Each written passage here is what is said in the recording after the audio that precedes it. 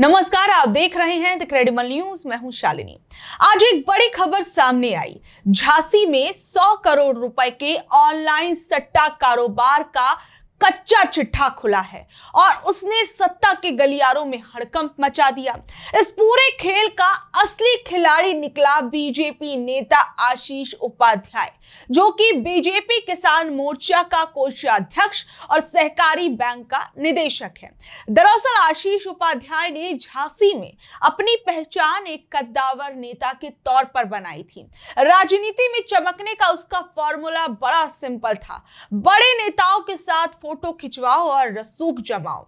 गृह मंत्री अमित शाह से लेकर सीएम योगी आदित्यनाथ तक के साथ उसकी तस्वीरें सोशल मीडिया पर तैर रही थी। इसी फोटो फ्रेम का इस्तेमाल उसने ढाल की तरह किया। सोचिए, जब आपके पास 35-40 हजार फॉलोअर्स हों और बड़े नेताओं का हाथ सिर पर दिखे तो पुलिस और प्रशासन भी शायद आप पर हाथ डालने से पहले 10 बार सोचेगा। और इसी रसूख की आड़ में 100 करोड़ रुपए का सट्टा साम्राज्य इस बीजेपी नेता का फल फूल रहा था। कहानी में सबसे बड़ा ट्विस्ट तो यह है कि आशीष खुद को बहुत बड़ा धार्मिक नेता दिखाता था। बड़े धार्मिक आयोजनों में बढ़ चढ़कर हिस्सा लेता था और दान पुण्य करना उसकी रणनीति का हिस्सा था, ताकि समाज में उसकी छवि एक नेक इंसान के तौर पर बनी रहे। अंदर खाने वो 2027 के चुनावों की गोटियां फिट कर रहा था। उसे लगा कि सट्टे के पैसे से वो टिकट खरीद लेगा और चुनाव भी जीत जाएगा। लेकिन कहते हैं ना कि पाप का घड़ा एक ना एक दिन फूटता जरूर है। और जब पुलिस ने उसके साथियों शुभम, विजय और नितिन को उठाया तो आशीष को समझ आ गया कि अब नेता नगरी से काम नहीं चलेगा। वो तुरंत झांसी छोड़कर दिल्ली भाग गया और अपने एक जानने वाले के यहाँ पर छिप गया। उसे लगा कि दिल्ली की भीड़ में वो खो जाएगा, लेकिन वो ये भूल गया जिस सोशल मीडिया और सर्वेलांस के दम पर वो जगह जगह अपनी वाहवाही करवा रहा था, उसी सर्वेलांस ने पुलिस को उसकी लोकेशन बता दी। झांसी पुलिस ने दिल्ली में आकर उसे दबोच लिया। और इस 100 करोड़ के सट्टे कांड में आशीष अकेला इंसान नहीं है। इसकी लिस्ट भी काफी लंबी है। इसमें पार्षद के पति पप्पू और पंकज रॉय तक शामिल हैं। ये वो लोग हैं जो जमीन पर सत्ता का चेहरा होते हैं। इनका काम था अपने रसूख के दम पर इस सट्टा नेटवर्क को प्रोटेक्शन देना। पुलिस ने साफ कर दिया कि अभी 8 आरोपी फरार हैं।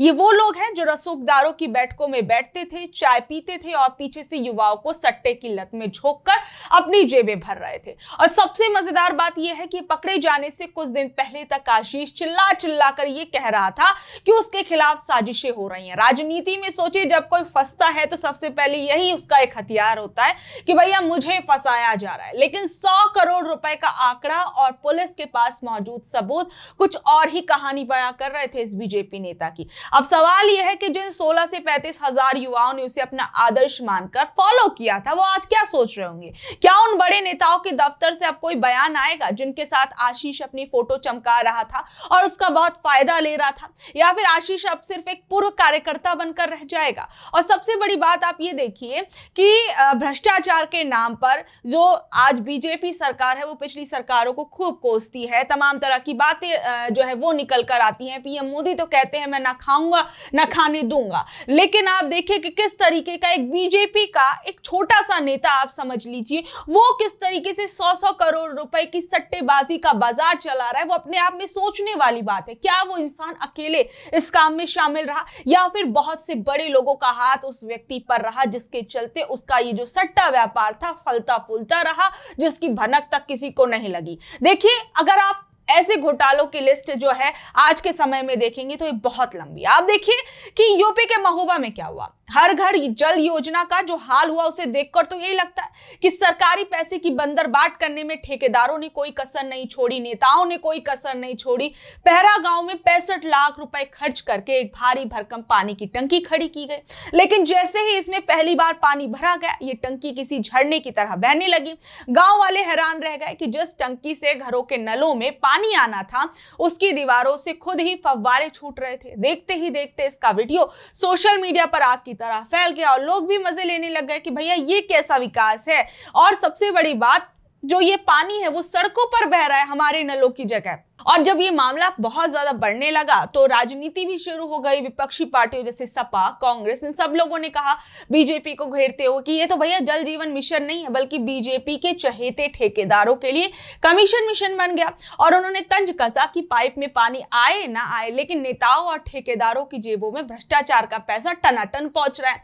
आप देखिए कि किस तरीके से घोटाले जो हैं वो किस तरीके से हो रहे हैं। अभी आपको जिस तरीके से मैंने बीजेपी नेता का वो कांड बताया और किस तरीके से बीजेपी के राम राज्य के अंदर ऐसे घोटाले निकलकर सामने आ रहे हैं। और अभी हाल फिलहाल का अप्रैल का ही मामला देखिए, नोएडा और ग्रेटर नोएडा के यहां पर एक मुआवजा कांड हुआ।